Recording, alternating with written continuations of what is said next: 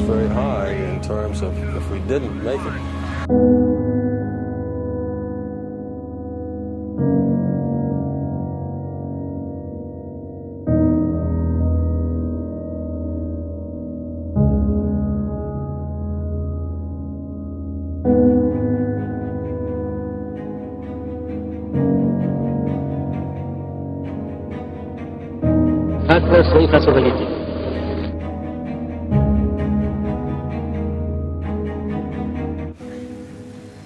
From Stettin in the Baltic to Trieste in the Adriatic, an iron curtain has descended across the continent.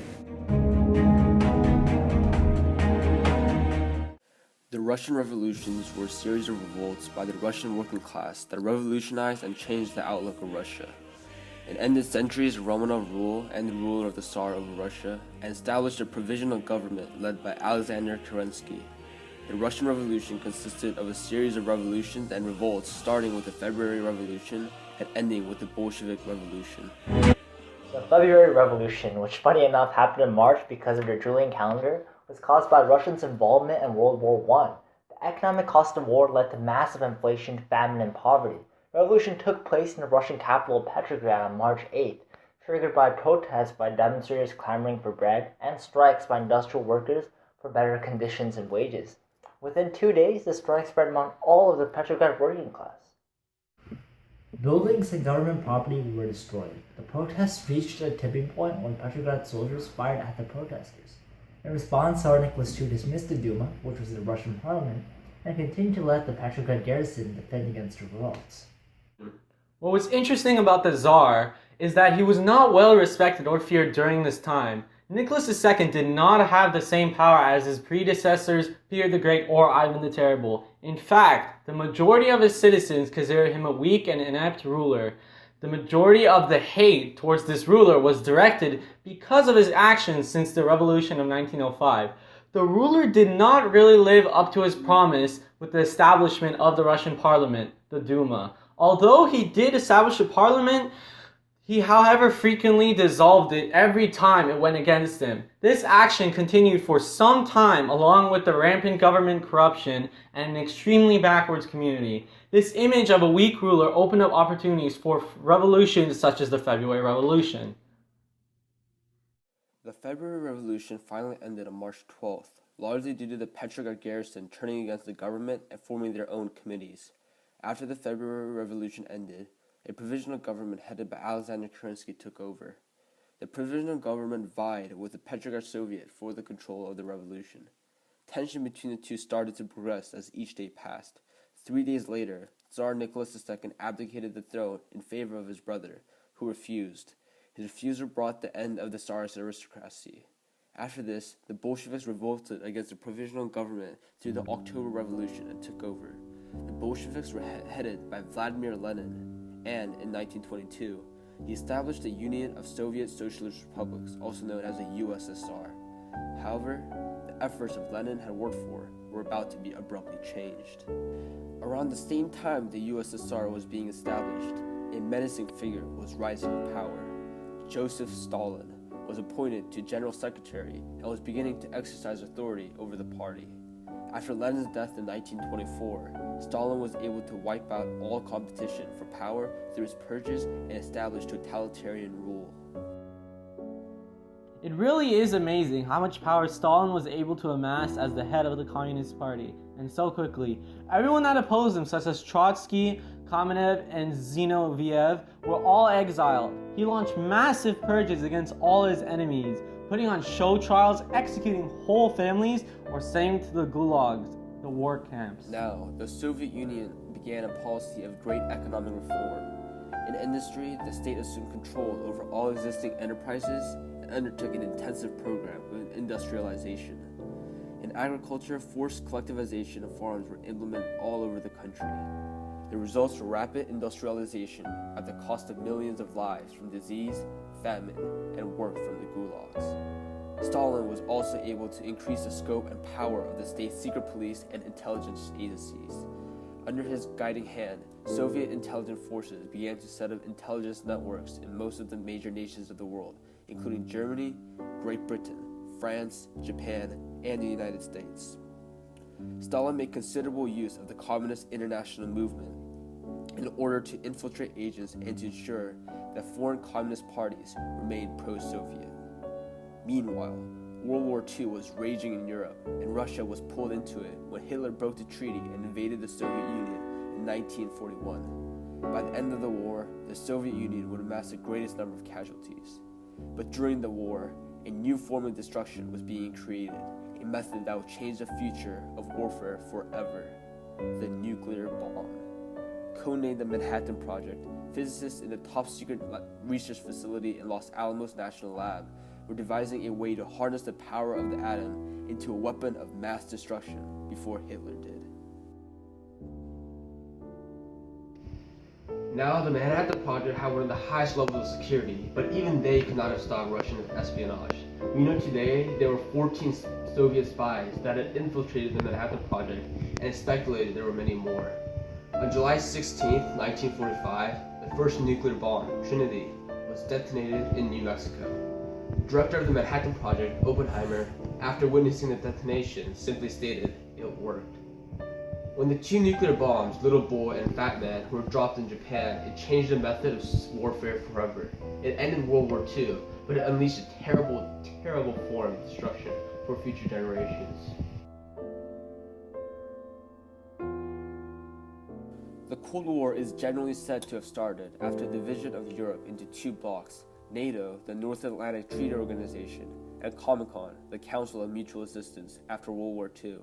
The NATO bloc consisted of countries such as the US, France, Britain, and Belgium.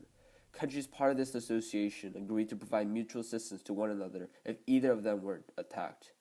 After NATO was established, the Soviet Union formed their own bloc known as Comecon, which included territories controlled or influenced by the Soviets. This alliance system also provided mutual aid.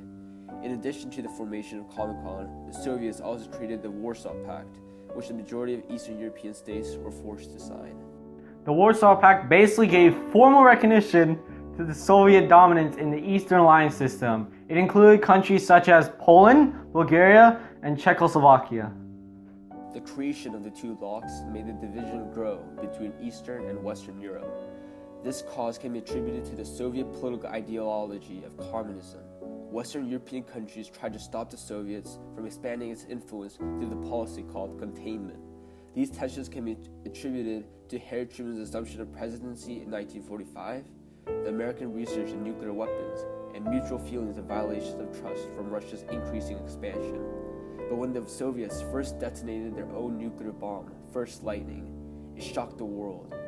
It will mark the beginning of the nuclear arms race between the Western and Soviet allies to create as many nuclear and anti-nuclear weapons as possible. The tensions between the Western Allies and the USSR is best seen in the conflicting decisions they make as seen through the sides they take in the wars and the policies they support or take.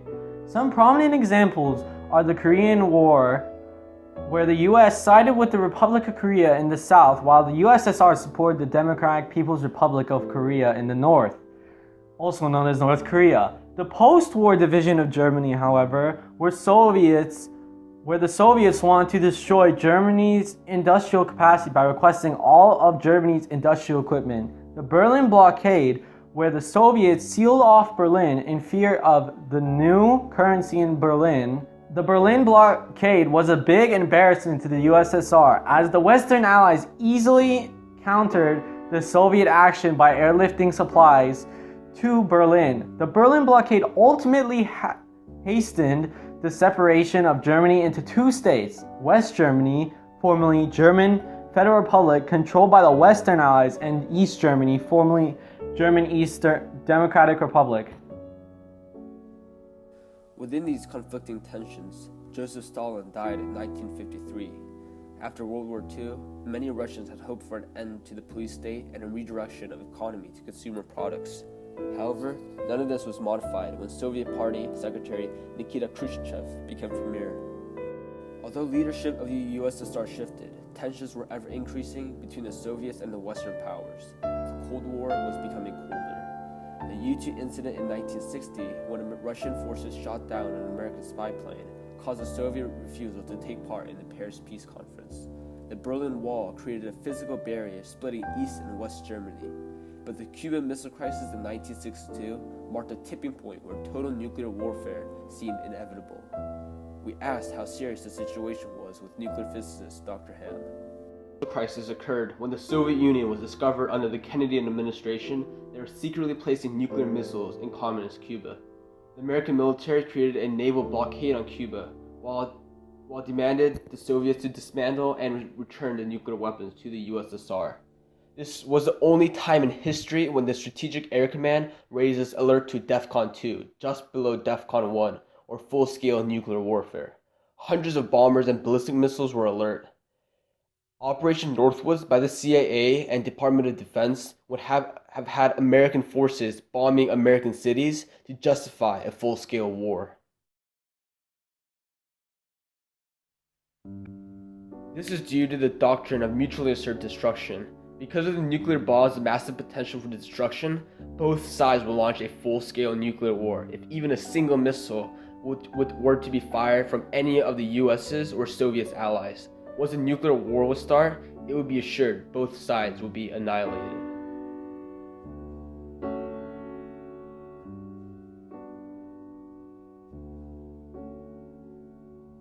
The Cuban Missile Crisis finally ended in its 13th day.